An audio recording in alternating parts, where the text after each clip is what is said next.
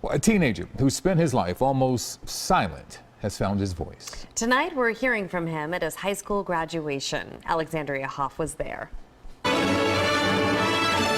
There are moments in life so significant that it can be hard to put it into words.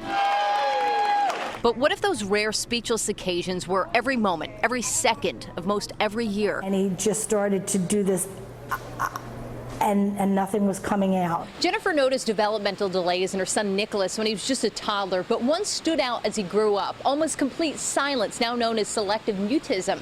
But although her son couldn't speak at length, it didn't mean he didn't have something to say, as Jennifer found out when Nicholas was about 10. And finally, my phone was sitting on the bed, and he picked it up and typed out the words, "I can't speak." This went on for years until the Roxborough family found out about Commonwealth Charter Academy, where he attended school online. No one had to know that he didn't really speak. I didn't know. The first year I worked with him, I had no idea. Until the end of the year, I actually had a conversation with his mom on the phone. Thanks to the non-traditional schooling and encouragement of his guidance counselor, teachers, and mom, through CCA, Nick found his voice. It was kind of like when you say something's on the tip of your tongue. I couldn't verbally say it, but I knew what I wanted to say. On this evening, he is graduating with high honors. A 4.0 GPA and was accepted to every college he applied to. I didn't think my son would be successful with school, and I certainly didn't think he'd be a speaker at a graduation ceremony when speaking was the one thing he struggled with the most. I started CCA quiet,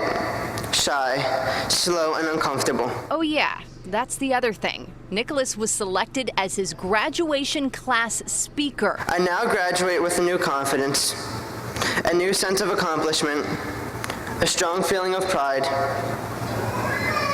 and a voice that I did not have before CCA. In Drexel Hill, Alexandria Hoff, CBS 3 Eyewitness News. Congrats to Nick and graduates everywhere.